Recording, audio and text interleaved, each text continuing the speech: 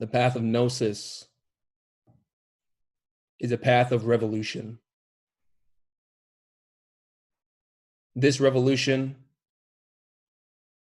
has nothing to do with physical war, argumentation, debates, or overthrowing the government. The type of revolution we seek to fulfill is not against any external system, no political party, no religion, no particular philosophy. This is a profound, intimate matter of how we transform ourselves, the internal psychological causes of suffering. As we are now, we are afflicted beings, filled with tremendous suffering. We are very complicated, filled with confusion, despair. The status quo, the accepted beliefs of numerous religions, institutions, dogmas do not produce radical change. What matters is a transformation of our psychological states. This is the result of the practice of meditation. The me, myself, the I, is the origin of suffering.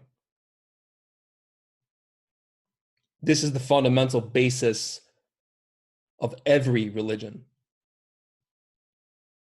If we wish to reach heaven, to rise to a superior level of being, it is essential to renounce and eliminate the ego. No matter how noble our aspirations, our intentions, our beliefs, our accepted codes of morality, conduct, beliefs, theories, none of these matter if we continue to indulge in thoughts and feelings of hatred, resentment, pride, morbidity, negativity, that multiplicity of selves, defects, egos we've discussed in this course. In truth, the essence, the soul, must wage a holy war. This is the spiritual significance, the esoteric meaning of a very misunderstood doctrine known as jihad. From the Arabic mujahida, it means to strive. It is the striving against our defects, not against people of different faiths. We strive against our ego when we self-observe. When we contemplate each defect's thoughts, feelings, impulses. When we restrain and transform negative ways of being through serenity and comprehension. When we face terrible ordeals, circumstances, obstacles, crises, sufferings, we must transform all of it with equanimity. This is how we balance the scales of the law, as we explained previously in the lecture on karma. No prophet ever taught that the path to divinity is a matter of accepting a doctrine with the mind or sentiments. That is a novelty invented by people who seek evasions, those who do not want to annihilate the ego, desire. In truth, redemption is a matter of revolution, going against the psychological current of desire in the mind, in ourselves. Look at humanity, the incredible suffering, the affliction, the misery. If people knew the path out of suffering, there would be no addiction, chaos, confusion. Despite the fact that people's minds and hearts are sick, diseased, deteriorating, filled with ego, with conditions, we all like to believe that we walk upon the path of salvation and success. The time has arrived to analyze the facts, to examine the reality of this crisis, this global dilemma, which is the result of the degeneration of values, the loss of the spirit, the complete moral bankruptcy of both East and West. We have to examine our minds. Remember that Immanuel Kant stated, the interior is the reflection of the exterior, and vice versa. So let us look at ourselves and be honest to see whether we do not have within that which we blame in others. Are we free of anger? Are we free of lust? Are we free of pride, selfishness, greed, vanity, laziness, pessimism? If we are not, then we are afflicted with ego. And here is the reality that no one likes to accept. The ego cannot enter heaven. People think they can worship and believe in a religion, and yet they continue to lie, to fornicate, to adulterate, steal, and even kill, even if only in the mind. That is the ironic part. We think we can do whatever we want in the mind and that there are no consequences. Yet Jesus stated in the book of Matthew, chapter 5, verses 27 to 28, ye have heard that it was said by them of old time, thou shalt not commit adultery. But I say unto you, that whosoever looketh on a woman to lust after her hath committed adultery with her already in his heart. This is because such desires thrive within the subconsciousness. They're not visible on the surface. But regardless of this fact, we have to go into the mind to eliminate. Because, as stated in 1 Corinthians chapter 6, verses 9 through 10, be not deceived, neither fornicators, nor idolaters, nor adulterers, nor effeminate, nor abusers of themselves with mankind, nor thieves, nor covetous, nor drunkards, nor revilers, nor extortioners shall inherit the kingdom of God. No one can enter the superior worlds with desire. If we wish to enter the great mysteries of our inner being, we must no longer vibrate with degeneration.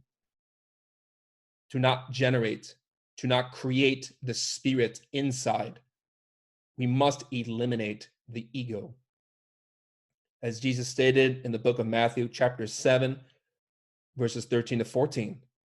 Enter ye in at the straight gate, for wide is the gate and broad is the way that leadeth to destruction, and many there be which go in thereat. Because straight is the gate and narrow is the way which leadeth unto life, and few there be that find it. As some island viewer states, the opium of theories is worse than death. Because with physical death, we have the opportunity possibly to acquire a new vessel, according with the law of transmigration of souls. And yet, to be deluded by theories, to waste our time, is to not develop anything, so that we lose this precious opportunity, this body that we have. And so humanity believes in divinity, yet does not know the truth, the being, from experience, from having personal gnosis.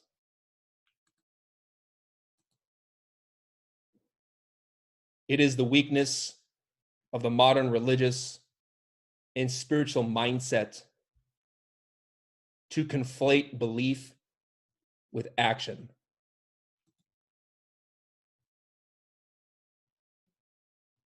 The Abrahamic religions, Judaism, Christianity, Islam, pay special attention to the role of belief in religious matters. That through adherence to a moral code, a belief system, that one is saved. Salvation is not a matter of belief, of thinking or feeling a particular tradition is true. Salvation is the result of conscious works and voluntary sufferings.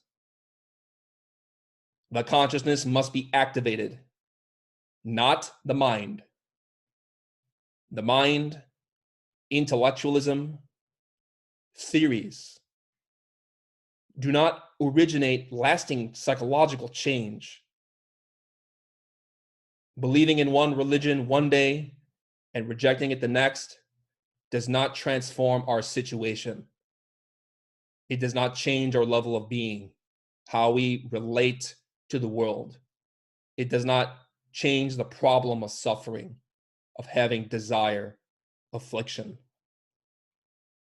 Only activating the consciousness provides real change. As stated by James in the Bible, faith without works is dead. We can believe what we want. We can accept any religious, philosophical doctrine with our intellect. We can belong to a particular group, a religious organization, an institution. Yet that does not guarantee anything. It does not redeem the problem of suffering. It does not guarantee reunion, religion, relegare, in Latin, with the being. Examine the reality. People have believed in God for thousands of years. And yet such beliefs in ideas, dogmas, codes do not transform the daily problem of the ego. The ego, the me, myself, the I, is the originator of pain. And it is the ego that creates beliefs, ideologies, concepts, arguments, theses, antitheses, metaphysical speculations, etc. It is the mind that speculates about what it does not know. It deals with abstractions and divine principles in the memory. It does not know anything about the data stored in the mind. The intellect simply is a receptacle of information, whether from the senses or from rationality. The intellect cannot know the being. It is the awakened essence, the inner mind, that knows through gnosis, direct experience. So we can believe in God, but it doesn't mean we know the divine. The mind can never know anything about reality, the being, the divine, because the ego is subjective. Even in this definition of me, myself, I, it does not know the universality of being, the ontological nature of our true identity, which is universal, cosmic. God, as an anthropomorphic representation of man's concepts, its projections, does not exist. This is why Friedrich Nietzsche, the author of Thus Spoke Zarathustra, very wisely stated, God is dead. That God does not have any objective reality. It is a construct. And instead of knowing the truth, humanity worships concepts, intellectualism, debates. We don't like to use the term God so much in these studies because there's too much baggage associated with this term. Instead, we always refer to divinity as the being, to consciousness, to divine experience. Divinity, as we've stated, is the being, the presence, a form of consciousness, which goes very far beyond our concepts of good and evil, beyond the body, sentiments, and mind. The being constitutes states of internal reality, the plenitude, the supreme joyfulness of being, the liberated. Liberation is a state of mind. It is not a concept, but it has to be developed. These states of consciousness, these supra-conscious states, these levels of being can only be developed through work, not through ideas, not through concepts, not through beliefs, no matter how reverent, how ancient, how profound the tradition. Because belief in divinity is passive. It does not require any effort on our part to believe in a religion or to accept a doctrine with the mind. However, faith, conscious faith, is profoundly different.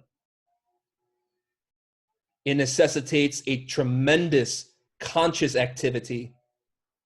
It requires incredible intentionality.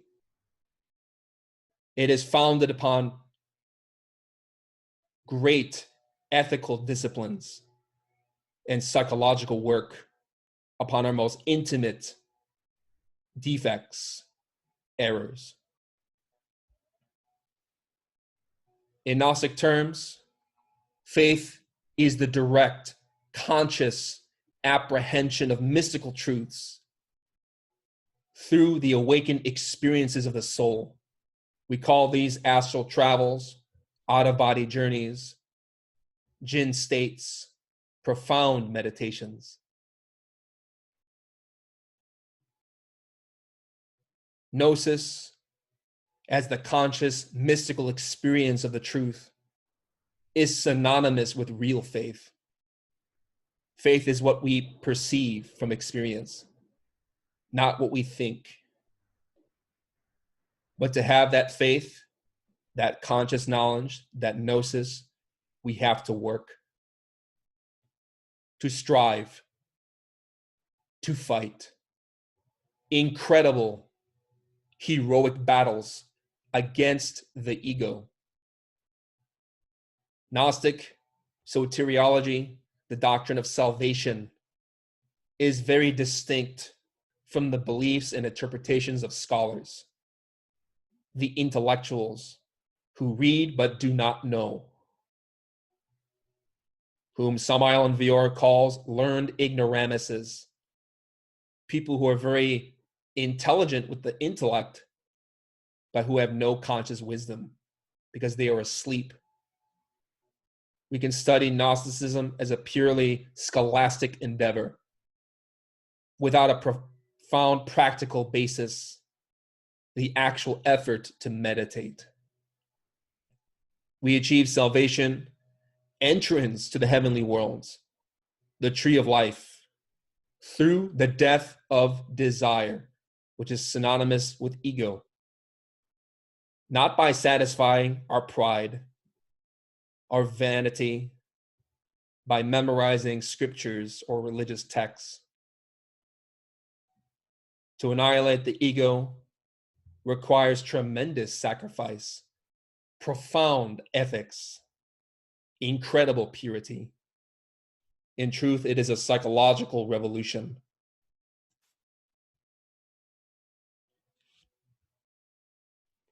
The difficulties of reaching heaven, the being, have been symbolized by all of the great wars in every single mythology and religion. The conflict between gods and demons, which is not exclusively external, but internal. Ancient mythologies are not superstition. They are symbols.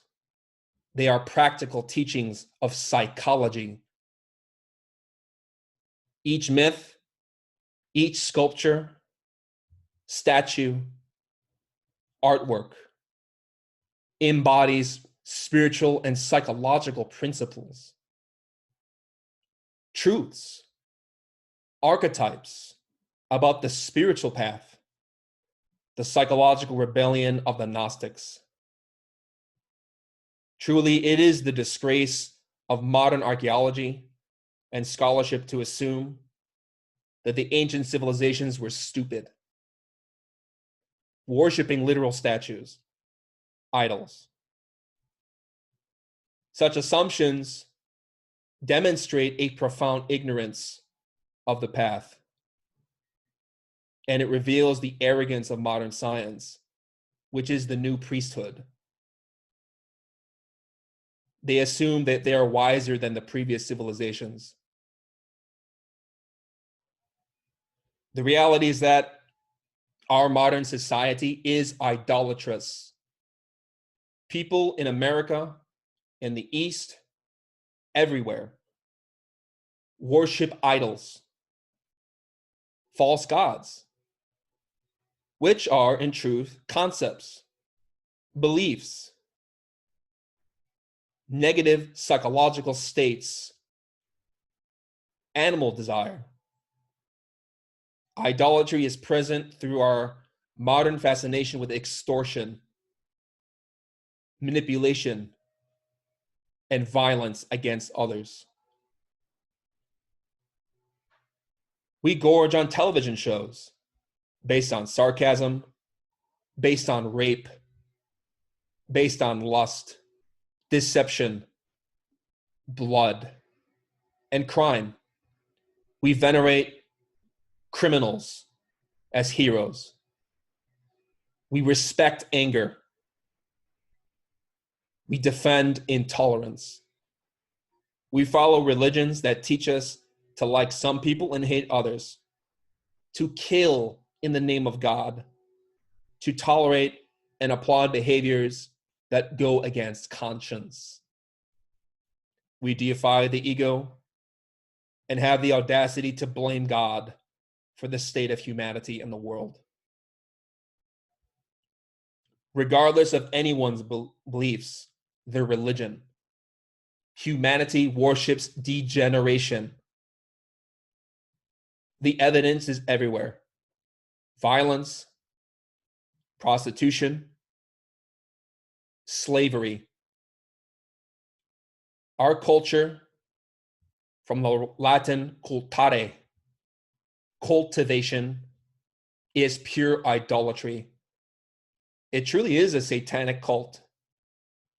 It does not refer to venerating statues of false gods from so-called pagan religions. It is to worship the petrified crystallizations of the ego. Because remember, the ego is a shell. It traps the consciousness.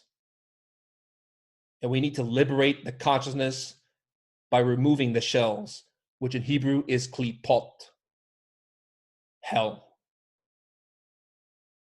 The ego is hell. Anger, pride, self-esteem, vanity, lust, sexual gratification. These are states of suffering. These are all the things that modern culture tells us to worship. But in reality, this is completely negative. In relation to the symbolism of religious mythology, Satan is a name or term that scandalizes, amuses, terrifies many people. This term is actually Hebrew. Shaitan means adversary. The adversary of the being is not anyone external. It is our own ego, our desires that we have to fight against. Sadly, despite the beliefs of very devout Catholics, Protestants, Jews, Muslims, Buddhists, Hindus, etc., people never question how their own internal states produce conflict, suffering for themselves and for others. People fear the myth of Satan, but not the reality of their own Satan, the mind. Instead of worrying about entering the afterlife, we should be more concerned with making a paradise on earth, not a hell. We do so through our deeds. For by their fruits you will know them, as Jesus stated in the book of Matthew, chapter 7, verse 20. In truth, we all like to think we are advanced, that we are holy people. We may love spirituality, religion, esotericism, mysticism, divine philosophy. Yet the fact is, for most people, they love fornication and adultery more. The fundamental requisite of religion is chastity. But because people love lust, they love the orgasm, they discard this aspect of their tradition, which is symbolized in every faith. And because of this, they think they can enter heaven, but they cannot. Neither fornicators nor adulterers shall enter. Desire, the ego, can never enter heaven. And so this type of mentality is symbolized by Judas, who betrayed Christ. He represents for us an ego that loves scripture, loves divinity, loves gnosis, loves spirituality, loves Christ, but betrays the being to fulfill desire. This is why every single religion has degenerated from the original teaching, the gnosis of the prophets. Time and again, great luminaries or divine messengers come to humanity so as to provide the doctrine of how to conquer heaven, how to earn the right to be redeemed. This is the path of revolution. However, rather than revolting against their own ego, Humanity fights to defend the ego to the death. People have rebelled against divinity. And over time, because of this, the original teachings become distorted so that it can satisfy desire. The Gnostic teachings, when given by the prophets, resembles nothing today, because people, rather than working on themselves, attempt to make religions palatable to the ego. This is why Jesus warned of the leaven of the Pharisees, who take the Christic teaching and adulterate it. They fill it with yeast, so that the original bread of wisdom that could feed the soul inflates. It's a symbol of trying to make the teachings different, acceptable to the masses, to satisfy spiritual gluttony. It's really strange. Humanity both idolizes and persecutes the masters. People follow religions, and yet they crucify, kill, torture, and poison the initiates. Isn't this absurd? This paradox? It's because people love desire and they hate purity. All genuine spiritual teachings are hated by humanity because it is a revolution against every person's cherished beliefs and corrupted sense of self. People hate the Gnostic doctrine because it is a war against idolatry. We have to break the idols of the mind, those statues, those petrified conditions of egotism, that which keeps us in pain. But of course, with this, it is a lot of sacrifice. It takes tremendous self-reflection, sincerity, to not justify, to not evade the facts, to not repress what we see, but have the courage of Perseus to face the Medusa, to go to war against the Gorgon, the beast in our mind that we have created. And remember, we have to not identify with the animal, because in the myth, those heroes who looked into the eyes of Medusa became stone. They became trapped. By feeding desire, we become conditioned further. The way to escape or to conquer that beast is with the shield and looking at the reflection within, so that by seeing the image of the Medusa, one can confront it. This is self-reflection. This is imagination. This is the awakened insight of the consciousness. And with the sword of comprehension, we decapitate the beast. This is how we overcome idols, the monster we have fed and nourished for many years. By eliminating the ego, we vibrate in harmony with the superior levels of being. Yet how many people are willing to do this? To grab the bull by the horns, says Samael Aun Weor. Instead, as you see in the Gospels and in the book of Revelations, people worship the beast, the Antichrist, which is not a person.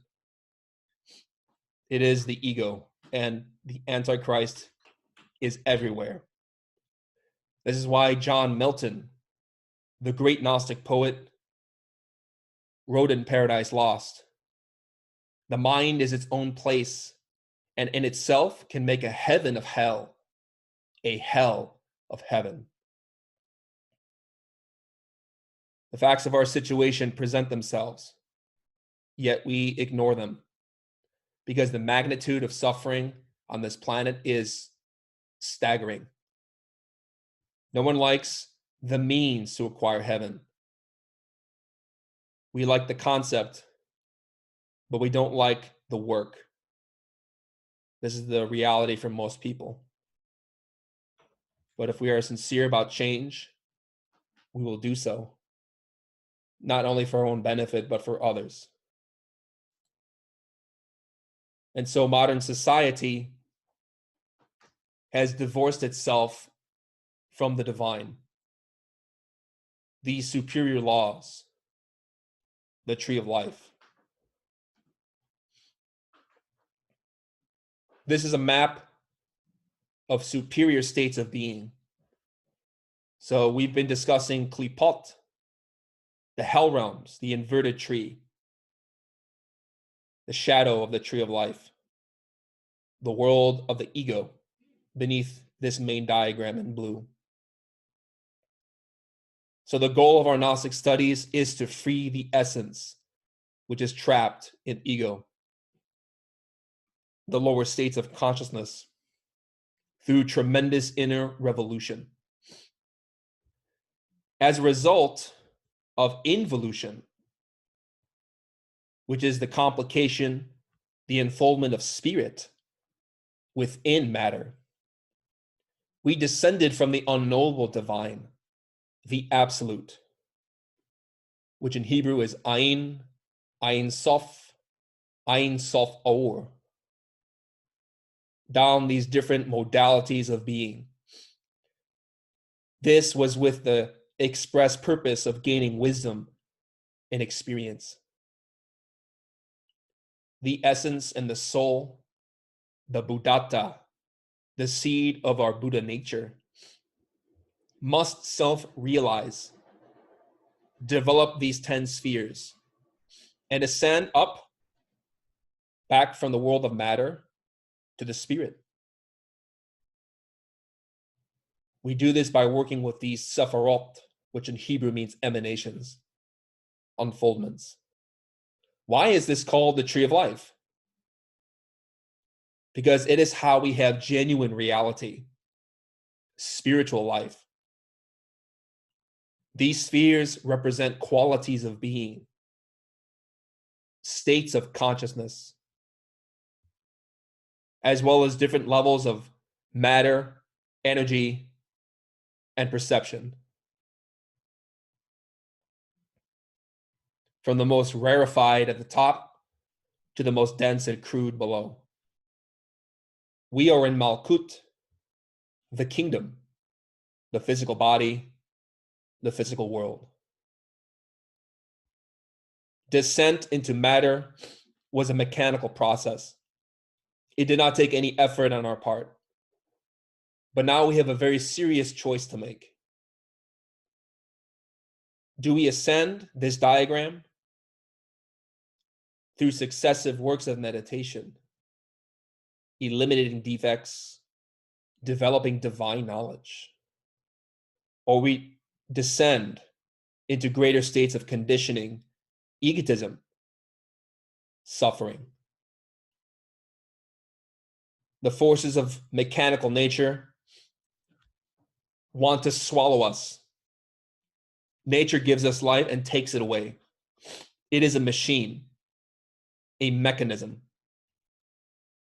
Through evolving processes, we have our conception, our gestation, our birth, life, and development. But through devolution, we get old, we get sick, we decay, and we finally die. Perhaps to repeat the process again, but without any cognizance. This is known, as I mentioned, as the transmigration of souls, which is a lecture you can study on our course on anthropology and cosmology. This dynamic is very easy to grasp in our concepts, but from experience, people fail to understand what heaven and hell is. When we feel happiness, altruism, compassion, conscious love, do we not feel lighter, more free, more spacious, expansive? When we feel wrath, hatred, fear, distrust, agony, envy, lust, do we not feel heavy and burdened, weighed down, in terrible pain? The tree of life is the heavens, elevated qualities of being, like conscious love, like empathy, intelligence, wisdom, mercy. These are very high levels of being, which the soul can reach only when it learns to tune in at that vibration. But for that, we have to overcome the density of the mind. It is a habit to feed anger, pride, resentment, gluttony. We have to go against this, to go against the mechanical,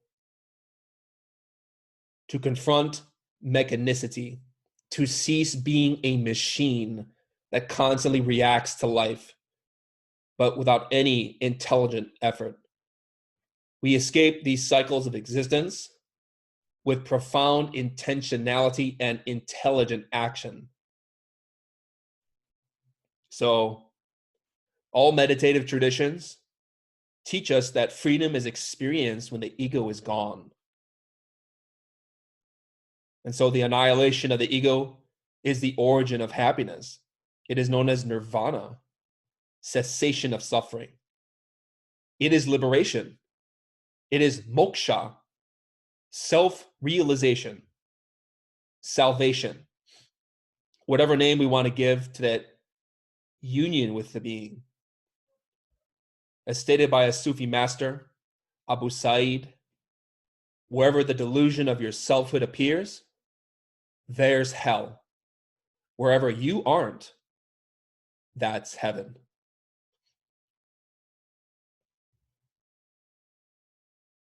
So the essence, the soul, belongs to the being.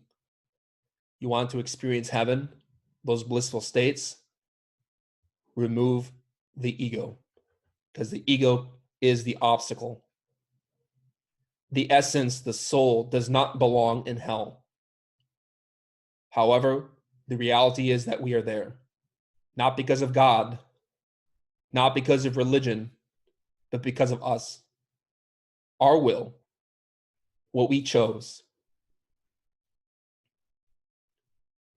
In Paradise Lost, the greatest epic poem in English, Milton depicted the fall from heaven, how we fell, how we were expelled from paradise, a state of mind, not because of the being, but because we chose to. We went against the laws of nature. And the law is the law, according to karma. And because we broke the law, the divine levels of being, we brought ourselves into pain. We suffer all the time because we rebel against the being. We do it all the time.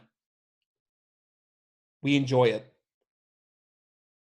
And our modern culture will teach us how to worship and feed that mentality. But you can look at the results.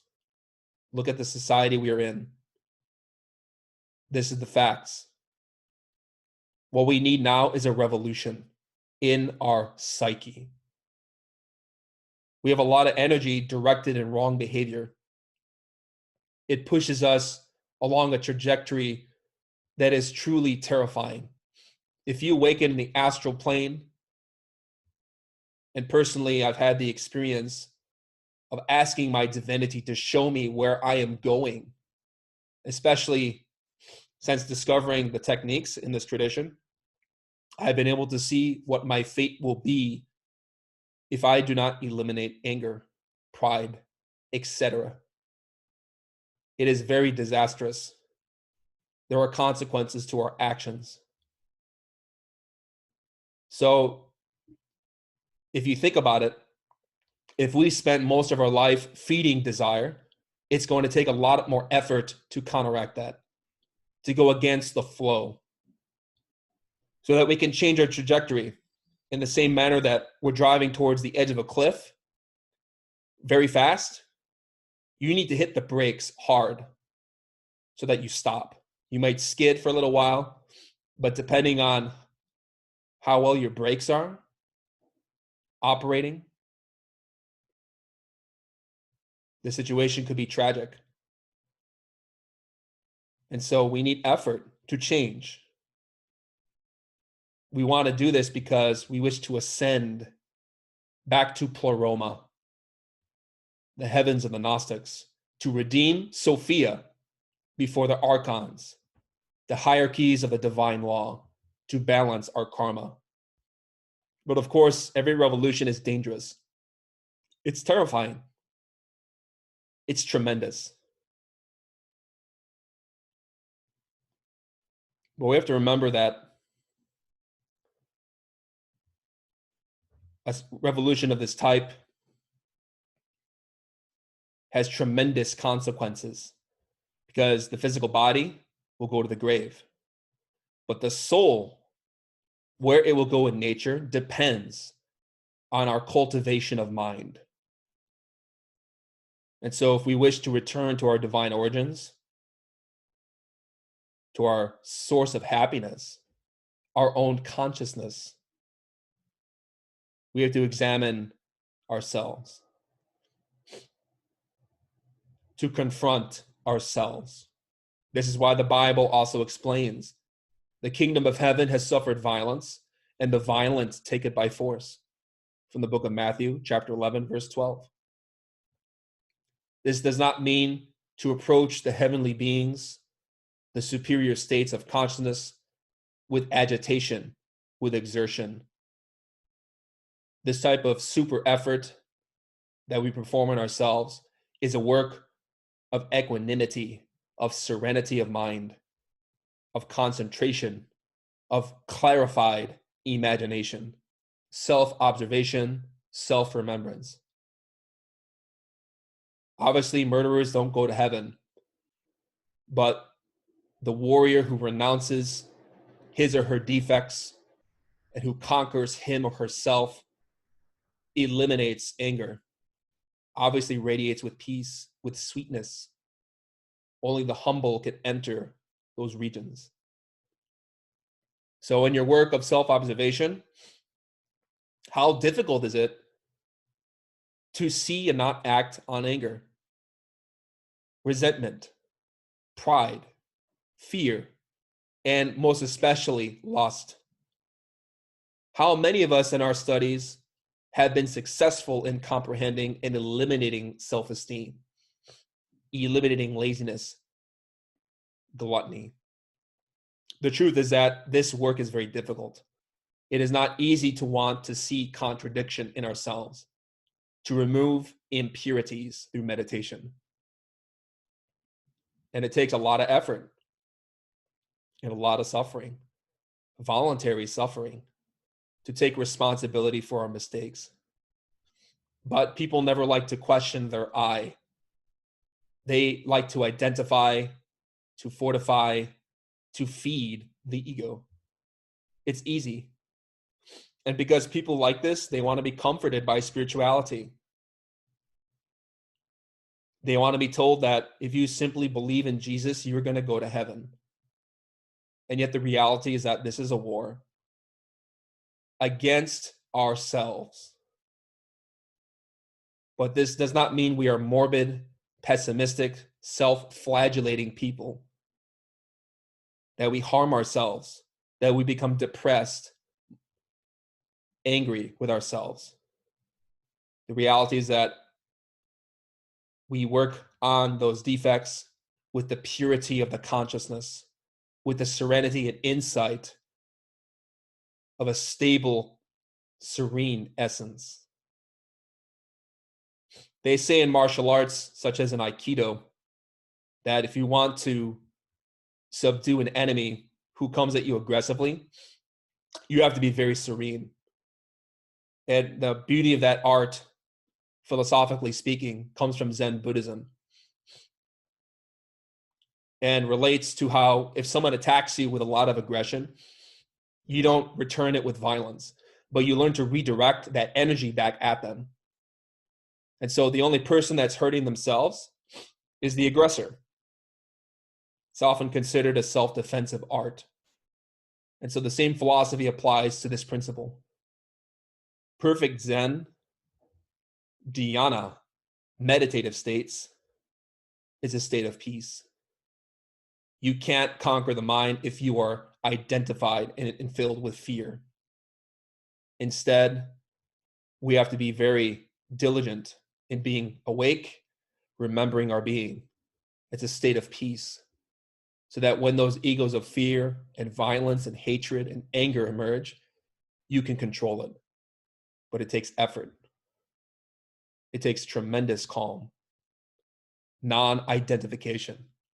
But because this is very difficult, people don't like these studies. Genuine spirituality is not comfortable. It is very frightening. It's not accepted by the multitudes because it's challenging. It means we have to renounce our beliefs, our identity, our religion, our mystical speculations. It is a result of great tribulation and sacrifice, the death of the ego, and the painful labors and birth pangs of genuine virtue. Christ, the cosmic intelligence speaking through Jesus of Nazareth, stated, "Do not suppose that I have come to bring peace to the earth. I did not come to bring peace, but a sword." All religions teach three factors for spiritual evolution: the awakening of the consciousness, birth, creation of the soul, and virtues through purity. There is death, the elimination of impurity, animal desire, ego, defects, and sacrifice, selfless service, and beneficial action for others. This is synthesized in a statement by the Buddha. Commit not a single unwholesome action. Cultivate a wealth of virtue. Tame this mind of ours. This is the teaching of all the Buddhas. So these three factors are within every religion in different forms. In the Gnostic teachings, we elaborate on these methods for acquiring birth, death, and sacrifice. For those who've been reading the writings of Samael and Vior, we see that they are vast. They always encompass these three factors in a variety of ways. Many mantras such as O, Om. You can read the many books provided on GnosticTeachings.org, which have hundreds of mantras, sacred sounds. We have works of pranayama, sacred rites of rejuvenation, the runes, alchemy, transmutation. All of these work with energy. Birth is about harnessing energy with purity, with a liberated, free will, so that it gives birth and empowers the consciousness, the soul. We also learn to direct energy towards the disintegration of the animal ego. We do so especially through retrospection meditation. We prepare for this type of meditation by developing serenity and insight, or concentration, imagination, which we've been explaining in this course. And then we sacrifice for humanity in accordance with our skills, our character, our dispositions, our abilities, and also, more importantly, our level of being. This requires that we take all of that energy we accumulate through birth, through chastity, virtues, purity of mind, and from the death of desire, and we direct that energy of compassion to others. We seek to elevate the level of being of others. Each factor cannot be separated. They complement the others. You cannot have birth without death, neither death without sacrifice. When virtue is born, such as chastity, it is because lust is dead. And we can only achieve the death of lust if we sacrifice our habits, our mental states. So we'll talk about these three factors in synthesis. The birth of the soul is symbolized by the baptism of Christ, especially in the river Jordan. Jordan in Hebrew means descender.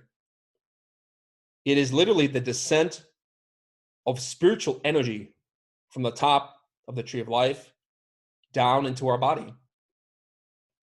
Our body is a tree of life, or better said, our spinal medulla is the tree of life. It allows us to have existence. And so this force of divinity, the pure waters of life, descend from the top of the tree of life, from our brain down into our sexual organs.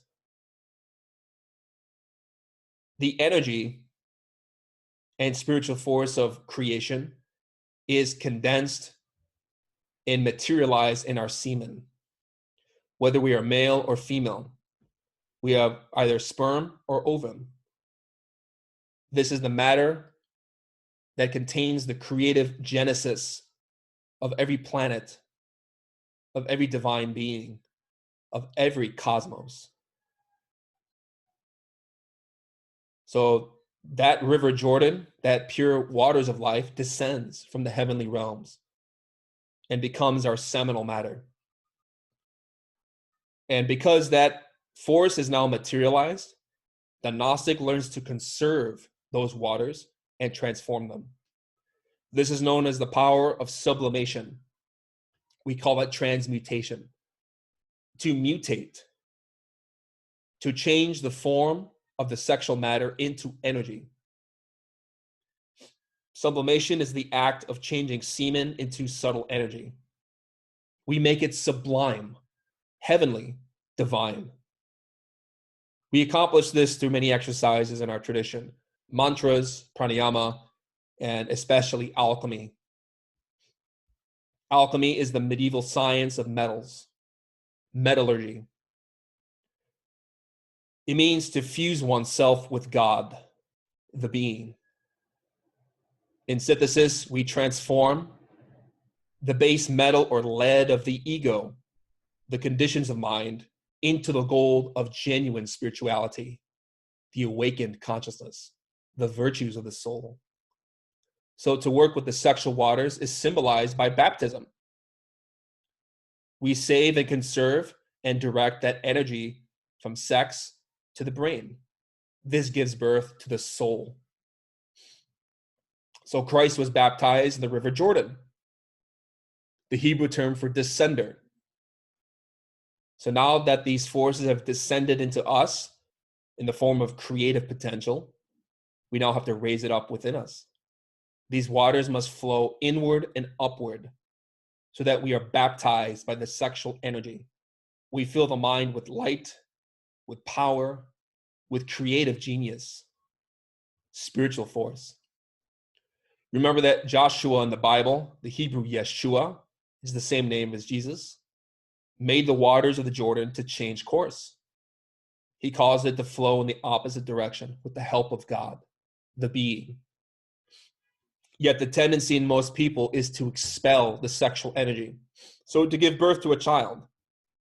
But through this spiritual path, we conserve the sexual energy and make it change its regular course so that it flows within us as a regenerative fountain of eternal youth. This is how Jesus received the word, the Christ principle, the cosmic being, through baptism. It's a profound symbol of birth, mystical consciousness. So the creative energy purifies the psyche. In the same way that you take a shower to be cleansed, we use the creative sexual energy by transmuting it, we purify the mind, the consciousness. It gives birth to virtues. No flower could blossom without the waters of life. The same thing with chakras, the virtues of the soul, which are represented in the internal planes by beautiful flowers, immaculate roses. So we have to learn to take this energy to empower our spirituality so that we can work on the ego. This is why chastity is the ultimate revolution. Without this foundation, we have no power. We cannot work. We become stagnant. And once we are saving sexual energy, strengthening our essence, we have to direct ourselves towards purification, which is symbolized by the crucifixion of Christ. So Christ lived. He is a historical person, but more importantly for us, he lived his life according to principles. He represented an archetype known as Christ, so as to provide a very beautiful teaching for us. So while his baptism represents the factor of birth, his passion and crucifixion represents the death of the ego. So he demonstrated with his life and his passion the principle, the ultimate paradigm for eliminating the ego. It's very simple, but it is the most difficult thing to do. When he was persecuted, tortured, mocked, spat upon, betrayed, assassinated, he only showed compassion for his enemies. He said, "Father, forgive them. They know not what they do." No anger, no frustration that he didn't get his morning tea or whatever silly things we fight about in our small existence. We can't even handle a sly comment, a sarcastic joke. Yet Christ was murdered. And in that process, he demonstrated only the most profound love, the most profound respect for his enemies. It is this selflessness that is fundamental. Without it, we cannot eliminate the ego. The ego always wants to preserve itself. The mind always protests, cannot handle anything. But the ego can be controlled, can be eliminated if the essence works through the help of the being by submitting to superior laws.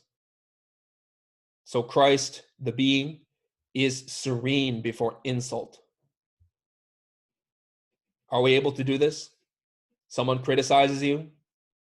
Are you able to respect that person, even in your mind?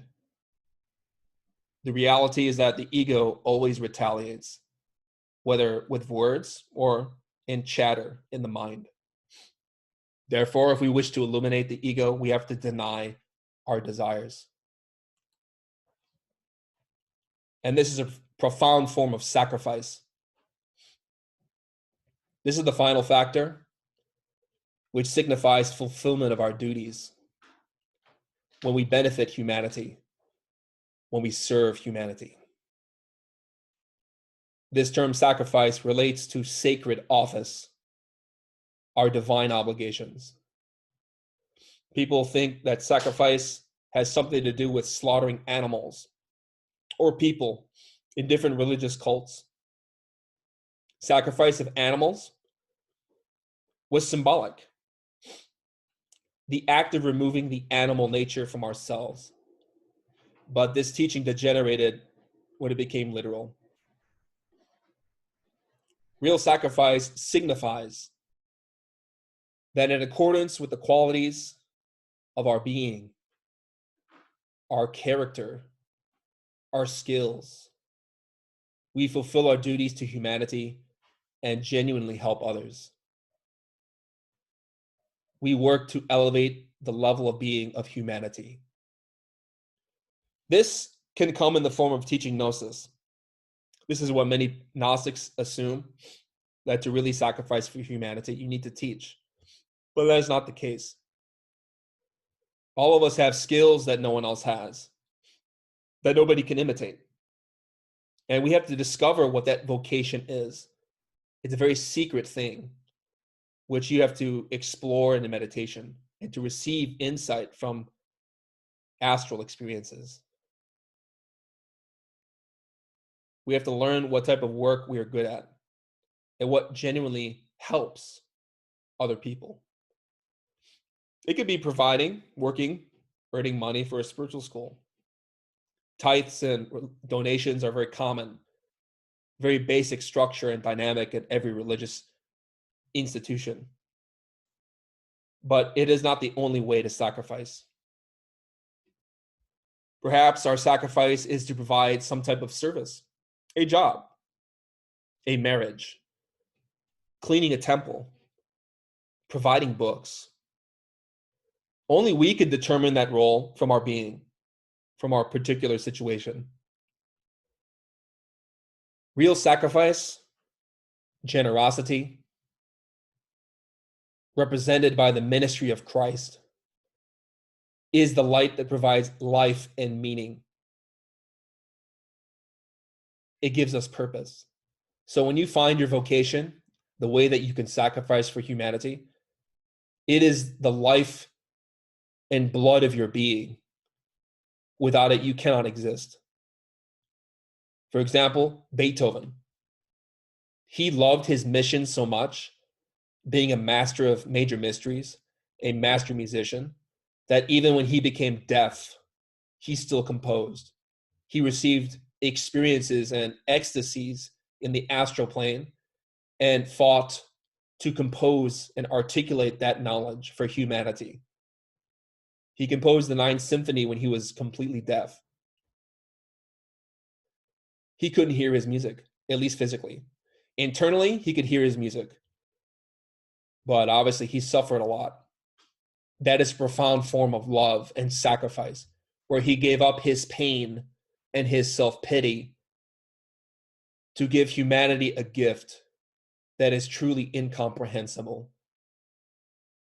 If you want to know more about the symbolism of such art, you can study our Tarot course on chicagognosis.org, the Eternal Tarot of Alchemy and Kabbalah, especially Arcanum 9, relating to the Ninth Symphony, but also the secret teachings of opera.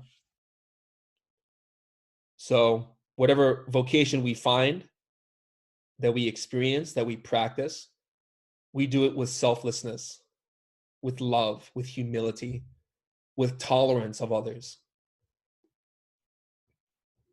And of course, it always involves some type of pain, suffering. This is voluntary suffering. This is part of the conscious work we need to fulfill.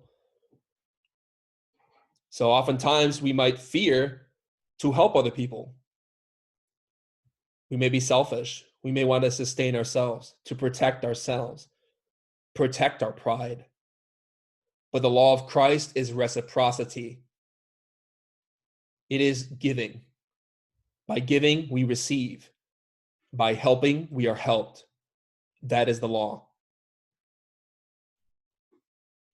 And oftentimes, the best gifts come when we really don't want to do them.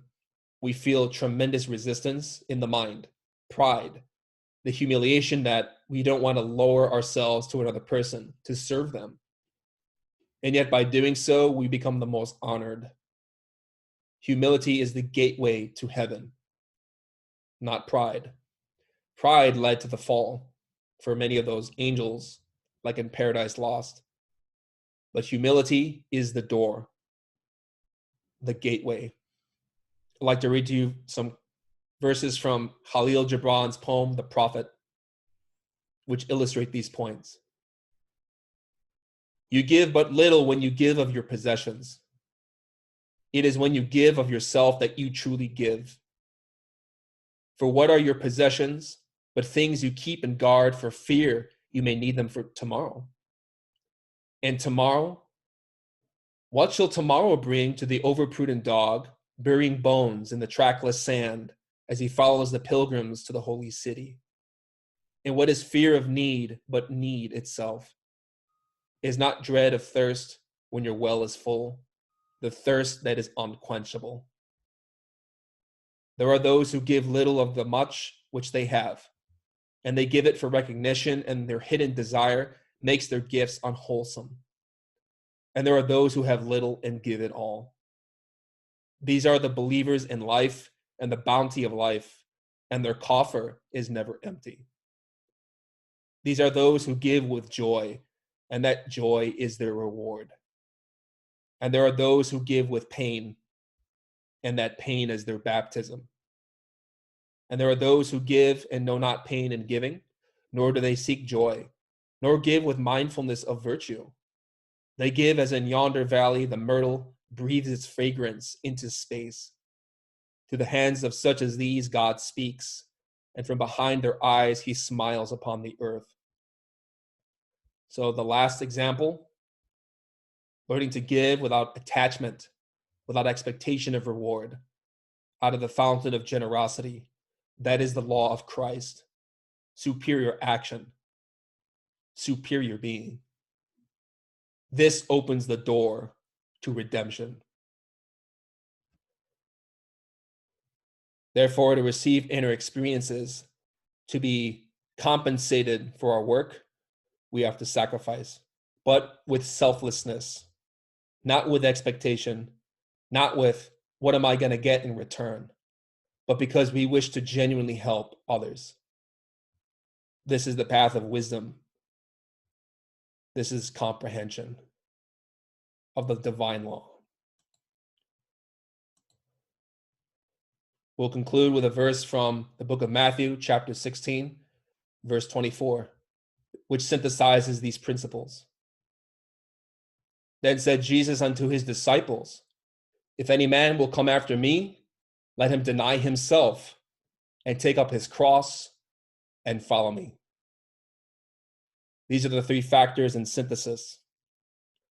We have to deny ourselves, holy negation, renounce the ego.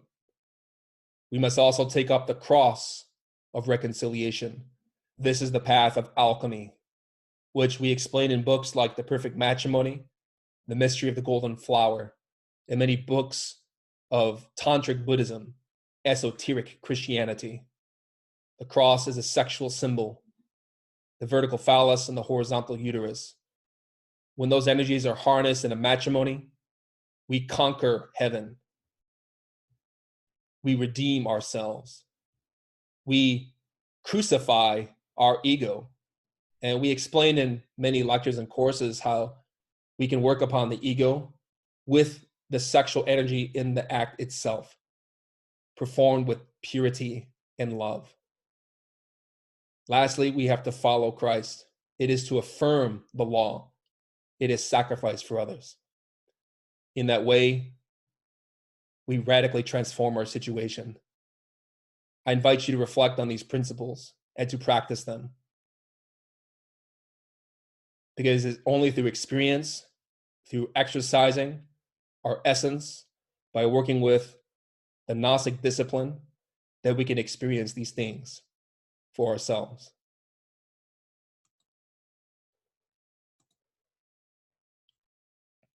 At this point, we're going to open up the floor to questions. If you have a question, you can click the button that says raise hand, and then I will unmute you so you can ask. Or feel free to type in your questions in the chat box. We have a question in the chat box. What is the difference between desire and the ego? Is there a difference? In strict esoteric language, there is no difference. This sense of self that wants, that craves, that fights for its desires is ego. Ego, which says, I want, I crave, I need, I want this, I want that, is desire. Now, there are many poets within the Sufi tradition, especially, even Christian mysticism, that speak of desire for God, desire for the truth. And that's a little different. Semantically speaking, one thing is longing for divinity, and desire to be very specific is the ego, because 97% of our consciousness is trapped in the mind, in the ego. But to desire God, obviously, in a poetic sense, we can say it is a longing for the truth. And that is a characteristic and quality of the essence of the consciousness, which is very different.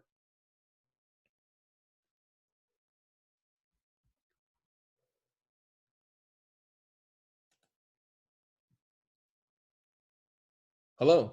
Oh, hello. Hi. Um, Thank you for the lecture first. So three things. Um, First was I was wondering if you could speak on, I have a little confusion with, you're mentioning how mechanical nature wants to swallow us.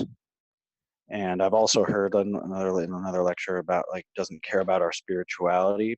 But then there's this divine mother nature, an aspect, as I understand, as an aspect of God. So I wrote things like, does this have to do with reaping what you sow, or nature will allow us to use her according to, it's sort of like the freedom of choice. But I have some confusion over like divine mother nature who loves us, and then there's this mechanical nature that doesn't care. That's sometimes I get confused about that. I was wondering if you could speak on that. Great question. There are two forms of nature. We have mechanical nature, which is the governance of all of the evolving and evolving processes in Malkut, the physical world, the kingdom. All of the forces of mechanical nature operate in accordance with compensation: kill or be killed, eat or be eaten. This is very obvious within the animal kingdom, where you find that type of behavior, but also you find it in the humanoid kingdom, the intellectual animal, mistakenly called human being. Our society and culture is based on animal desire. While we have the intellect, the reality is that human beings, or better said, humanoids, continue to behave as animals, with the exception that we rationalize. We justify what we do. We have the logic of hatred, of racism, of violence, and many excuses we tell ourselves as a country or society that condone certain behaviors which belong to degeneration, animality. Our ego belongs to mechanical nature. We received those instinctual elements when we entered the animal kingdom through the process of transmigration. And for those of you who are not familiar with this concept, you can study in more depth the lecture called Transmigration of Souls on Chicago Gnosis in the Anthropology and Cosmology course. But in synthesis, mechanical nature governs society. It governs evolution and devolution, birth and death,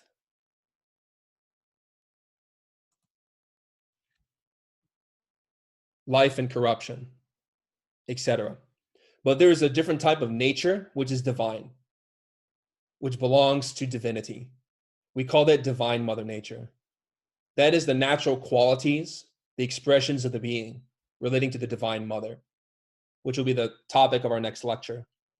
Divine mother nature belongs to the essence, the soul, the consciousness, which operates with very different laws beyond the concepts of good and bad, evolution, devolution. The struggle that we face in this path is precisely in the work of the essence going against mechanicity. We have two conflicting natures in ourselves. And I believe Paul of Tarsus explained that conflict very beautifully in his doctrine in the New Testament, where he says, that which I would not do, I do. And that which I do and what I would not want to do, I do anyways. There is a constant war in my members, he says, a battle between the ego and what he considers natural, and then the essence, which tries to follow a superior law. And this is precisely the war mentioned in all the mythologies and cosmogonies of every religion. So these two natures are distinct. And to know the difference, we have to be meditating. If that touches upon your question. Yes, yes.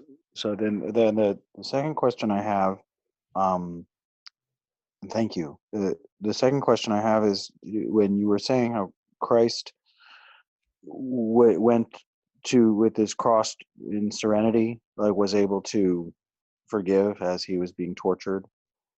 And I was just wondering, does that have to do with his experience in the garden and sweating blood, like preparing for that which was to come?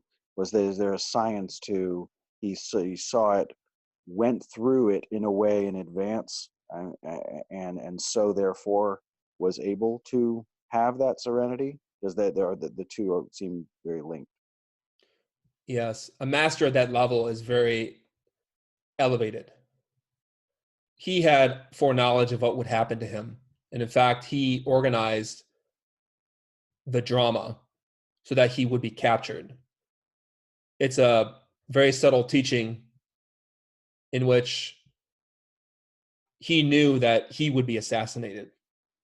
But out of sacrifice for humanity and by the commands of his being, he knew that he had to live that drama physically to present a cosmic, spiritual, psychological drama, something that every initiate must enter through on their own in their different ways. Doesn't mean that when we enter gnosis that we're going to be crucified like Jesus. We all face our own difficulties and struggles in life, which are particular to each one of us. This is discussed in our courses on initiation. But Jesus was very awakened. Even at the time before his passion, he had no ego. He was already dead. So he was preparing for the culmination of the spiritual work, which is resurrection. So he knew exactly what he needed to do. And of course, even at that level, he suffered a lot because, as he said in the Garden of Gethsemane, Abba, Father, if it be possible, take this cup of bitterness from me, but not my will, but thine be done. That's a form of sacrifice. And of course, the greatest sacrifices always involve a lot of struggle. But we can see the result of Christ's teaching, especially in its original form. I'm not necessarily promoting the beliefs of standard Christianity that is accepted today, because those teachings have been lost, have been diluted or sterilized. But in the esoteric heart of his life, he performed a drama that is incredible. Really, it's amazing. But he knew what he had to do. He was very aware of what his path was. And so we can gain insights like that at our level if we're really meditating deeply and having those experiences where we know exactly what will happen to us in the path so that we are prepared. And of course, Jesus was prepared. Otherwise, he could not have handled the ordeal.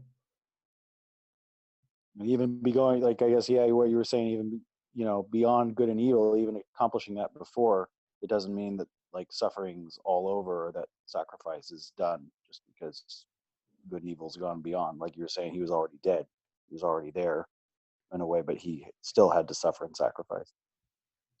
Yes, and many masters who achieve the path, who finish and resurrect, even they must perform sacrifices, continue working with the three factors as they are entering very high stages of development in the absolute. I hope that answers your question.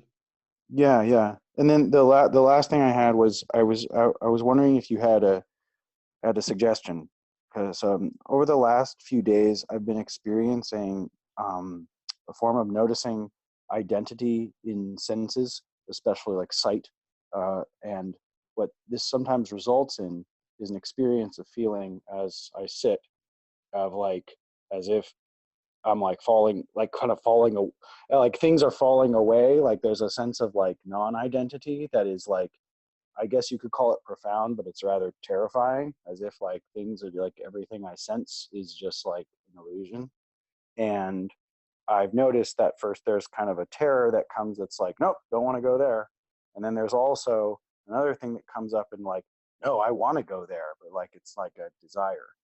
And so I've been trying to find a way to like, okay, I'm not gonna like get away from this, but I don't want to like indulge in it either.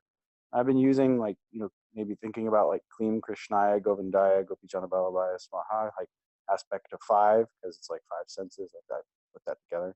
But I was wondering if you had a suggestion in terms of a train of either a train of thought or a certain mantra or something that maybe is encouraged to not indulge in it, but not to deny it and to allow it, because it seems to be something that's been popping up lately. Good question. So that type of psychological state is conflicted. There is the sense of self that says, I want to experience this. And then there's the ego that says, I don't. Having a dichotomy in the mind is precisely the battle of the antitheses, the struggle of the intellect. My suggestion is that when you experience inner conflict, breathe deeply, inhale through your nostrils, profoundly, hold your breath naturally in a relaxed way, and exhale.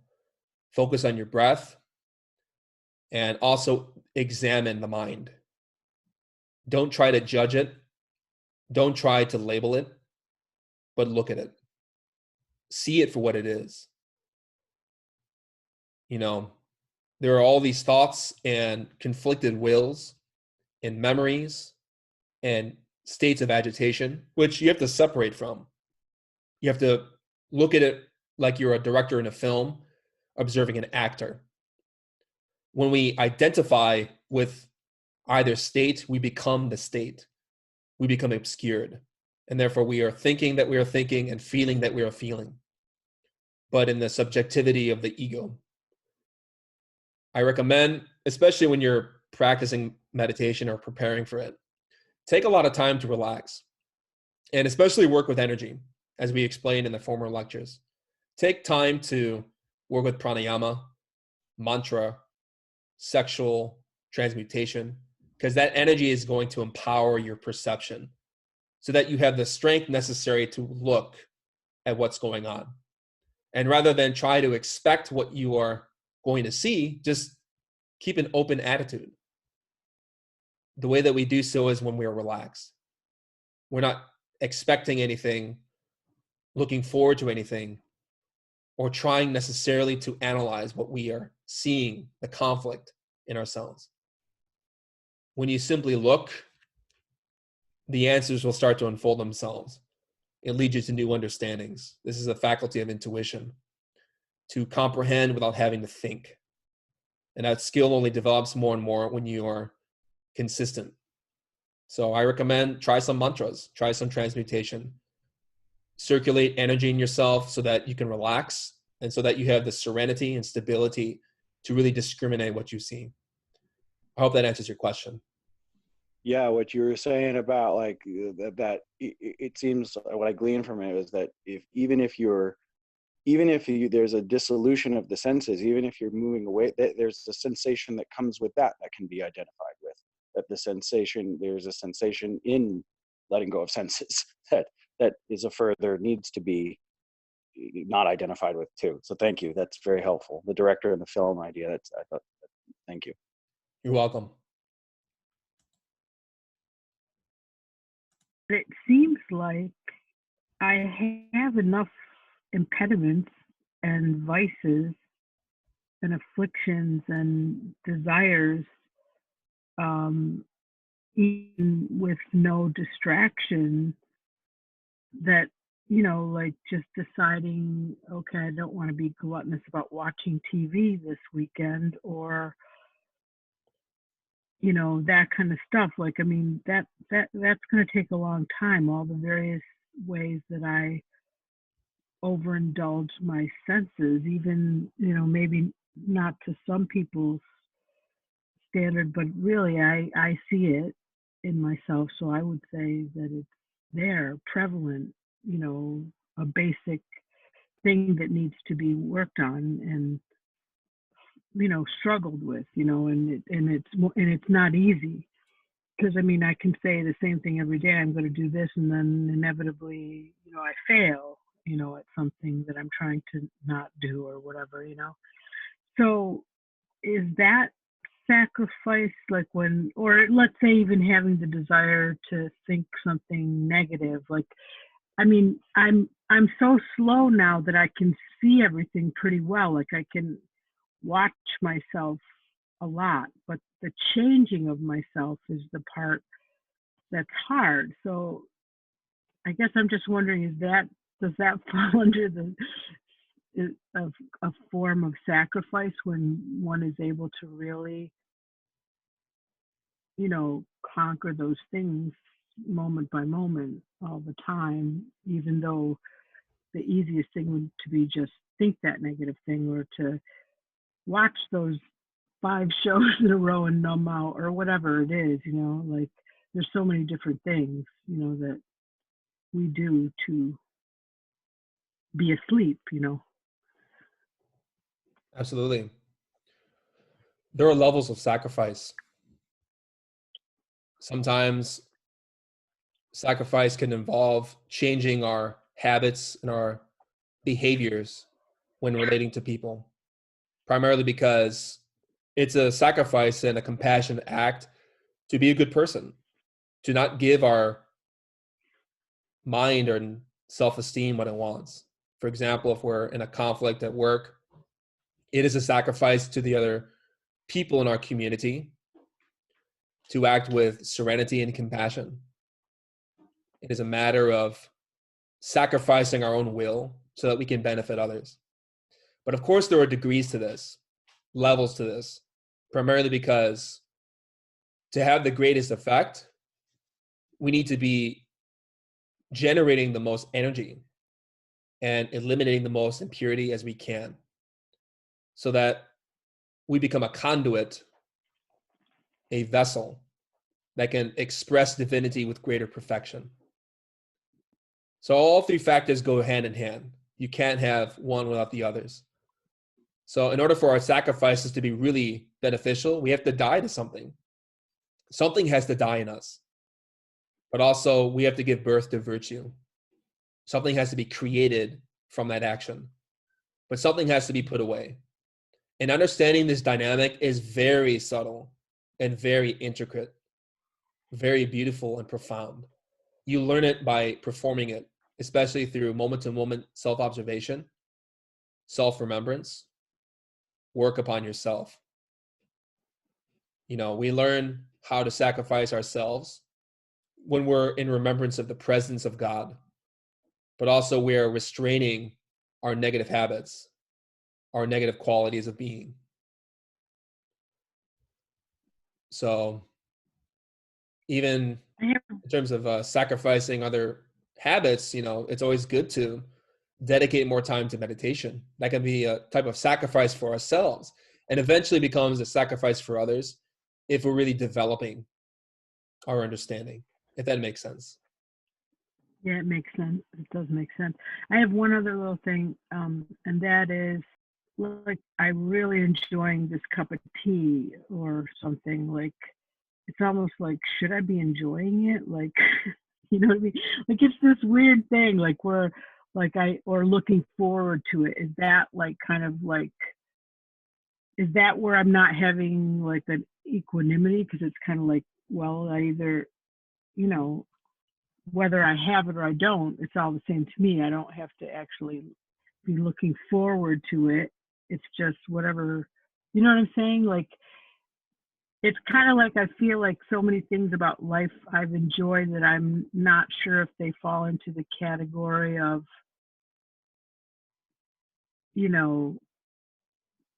I always thought it was kind of like it was different kind of enjoyment than most people got, because they didn't like the simple things in life, like snowflakes and sunrises, you know what I mean, and a cup of tea and whatever, But maybe it's just the same. Like, it really is just desire. Certainly. Now, as students of this tradition, when we say that we must eliminate desire, the ego, it doesn't mean that we don't enjoy life. It means that doesn't mean that we don't enjoy a cup of tea or appreciate a sunrise. In fact, it means that we're more vigilant and awake, more sensitive, more in tune with reality. And therefore, we enjoy life with a greater equanimity, understanding, and appreciation. The ego is attached to the object of its desires. Whereas with the consciousness, we can enjoy things, but doesn't mean that we're attached. You know, it's a very subtle difference. Okay. Hope that answers Thank your you. question. You're welcome. Yes, thank you. We have some questions in the Q&A.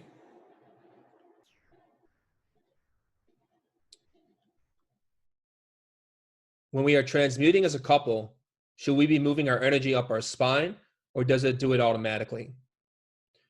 When practicing alchemy, everything is intentional. We must be intentional with everything. So when we are sexually connected, we have the energy present, the vital forces of Yesod in hyperactivity. And if we wish to redirect those energies, we have to use our willpower.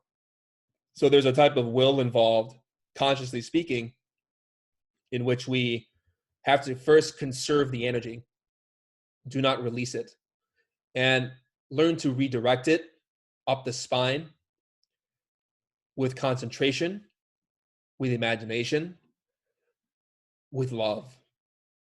That's the most important thing, is that we show love for our partner and respect for that force, respect for the divine in our spouse. We cannot unintentionally transmute. Mechanically, the energies want to go out according to animal mechanical nature. But the type of divine mother nature that we are developing is in relation to redirecting that force with willpower. So we have to develop Christ's will in ourselves and to intentionally bring that energy upward, inward. It doesn't happen automatically. If it did happen automatically, then you would have in this humanity a self-realized race. But the truth is that transmutation is an intentional revolution. It requires specific conscious efforts. Another question is, what if external circumstances are affecting my meditation practices? In the lecture, you say change within, but it is difficult without good meditation. It's a good point to make that we may not be having a conducive environment in which to meditate. One of the stipulations and basis for meditation, according to Tsongkhapa, the author of the Lam Rim, or the great treatise on the stages to the path of enlightenment, is that we have a good home. Doesn't mean that it has to be perfect. It only means that we have enough stability in our home life that we have a space by which we can practice. Obviously, people who are in a war zone have a very difficult time meditating.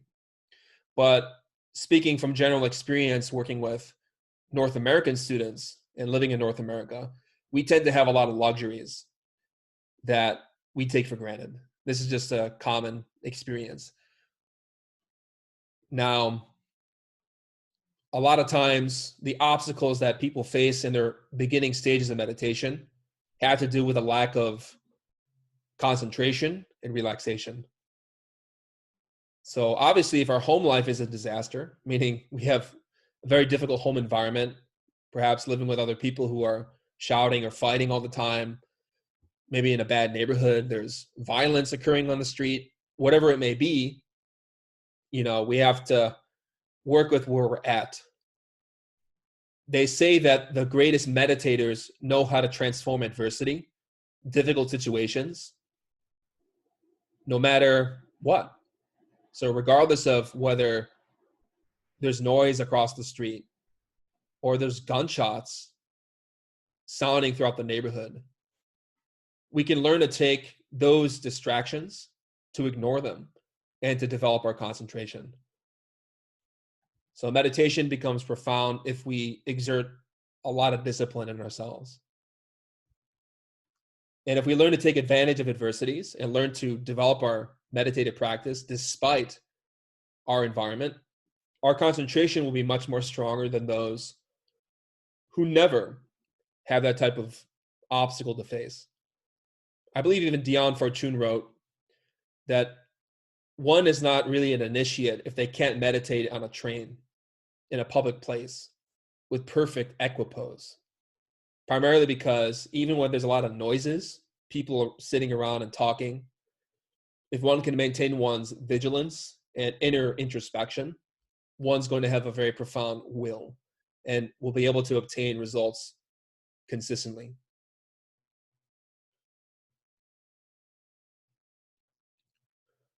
You have some other questions?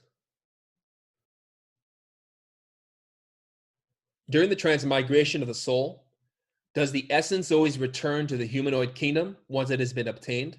Or does the essence return to lower animal kingdom or the lower animals in the animal kingdom to suffer before the next rebirth? Devolution within animal bodies occurs when the humanoid, the intellectual soul, has lost all opportunities. That person who has utilized their 108 existences but has not desired or worked towards the self-realization of the being must descend into animal bodies. They won't be able to go back up, at least at that type of condition, because when someone is devolving, they no longer have control. They're being redirected and pulled by the forces of the earth down towards the interior in accordance with the processes of devolution.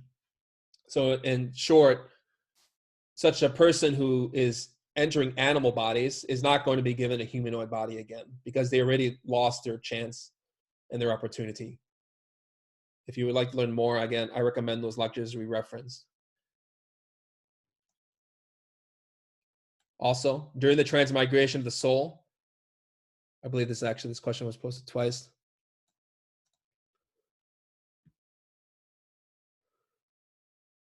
Next question. How to accept when family members are doing something wrong, such as following a bad habit. I had an astral event where I said angry words and disappointment to her. Is that my desire for them to be different? It is painful to see that. Can I take this pain as a sacrifice and accept it? I'll reread the question again. How to accept when a family member is doing something wrong or having a bad habit? This is a very good question. It raises a very deep concern for us, primarily because the virtue of the Gnostic Church is tolerance. We have to have compassion and acceptance of others, their free will. It doesn't mean that we keep silent, and it doesn't mean that we don't communicate our concerns. But whether we do it with resentment, with anger, or with generosity is different.